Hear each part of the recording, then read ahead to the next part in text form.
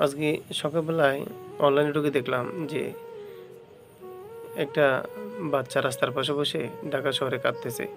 একজন সাংবাদিক বলল যে, "ভাই তুমি কেন কাঁদতেছো?" সে বলল যে, "সারাদিন আমি ঘুরছি। সকাল থেকে বিকেল পর্যন্ত এক টুকরা মাংস আমি পাই নাই।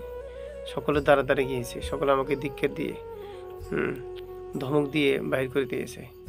এমনকি এমন এই কথাও বলেছে যে, তোমার বাবার টাকা দিয়ে গরু কিনছি। তুই এখানে গরু গোস্তের জন্য আসছিস কেন? যা এখান থেকে।" দূর, দূর করে তাড়িয়ে দিয়েছে। সেজন্য মেয়েটা এক রাস্তার পাশে বসে, বসে কাঁদতেছে যে আমার পরিবার, বাবা অসুস্থ, মা অসুস্থ। একটু করে গোস্ত নিলে তারা আজকে ঈদের খুশিটা তারা ভাগাভাগি করে নিতে পারতাম। কিন্তু সেই সুযোগটা তারা আমাদেরকে দিল না। আমরা গরিব বলে আমাদেরকে ধিক্কার দিয়ে বাইর করে দিল। আমার তো আশ্চর্য লাগে। সেই কোটিপতি শিল্পপতি এলাকা বাংলাদেশের একটা রাজধানী এলাকাতে যখন মানুষ গরু কোরবানি দেয়, যারা আজকে কোরবানি দিচ্ছে একটা লোকের পক্ষে একটা গরু আল্লাহর পথে দিয়ে দিতে পারা তাদের জন্য বিষয়ই না। কিন্তু আজকে দেখলাম এই বিষয়টা দেখে মনটা অনেক খারাপ হয়ে গেল। তারা এক টুকরো গোস্ত পর্যন্ত যে মেয়েটা পায় নাই, প্রত্যেকটা লোকের দ্বারে, দ্বারে গেল। পেয়েছে শুধু ধিক্কার আর পশুর মতো ব্যবহার। তার মাধ্যমে আসলে আমরা কি বুঝলাম? আমরা আসলে কোরবানির উদ্দেশ্যটা কি?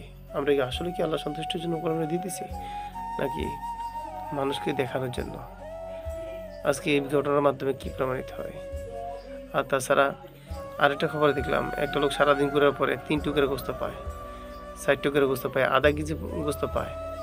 ঢাকা শহরে ঘুরে, ঘুরে কোনো প্রত্যেকটা কোটিপতির মহা এই প্রাচীরের সামনে যায় তখন দাঁড়িয়ে থাকে, এক টুকরো গোস্তের জন্য সারাদিন শেষ করে দেয়। তাদের পকেটে কোনো রেসপন্স আসে না এবং কি তারা পুরা গরুটাকে ফ্রিজে ঢুকিয়ে নেয়। আজকে একটা বৃদ্ধ লোক চিৎকার দিয়ে বলতেছে যে, "আমি গতকালকেও দেখেছি কয়েকটা ফ্রিজ ঢুকানো হয়েছে। কিন্তু আমরা গরিবের জন্য এক টুকরার গোস্ত তাদের পক্ষ থেকে আসলো না। আমরা গরিবেরও তো আমরা তো মানুষ। আমাদের কি মন চায় না ঈদটা সুন্দরভাবে উদযাপন করতে?" আপনারা দেখেন আজকে যে কোরবানি তারা করতেছে আসলে কি জন্যে? তারা নিজেদের গোস্ত খাওয়ার জন্যে। আমি যতটুকু বুঝলাম আজকে এই হাহাকার মানুষগুলা, এই অসহায় পথিক মানুষগুলা বছরে একটা ঈদের সময় হ্যাঁ, তারা এক টুকরা গোস্ত দিয়ে তারা খাবার খাবে।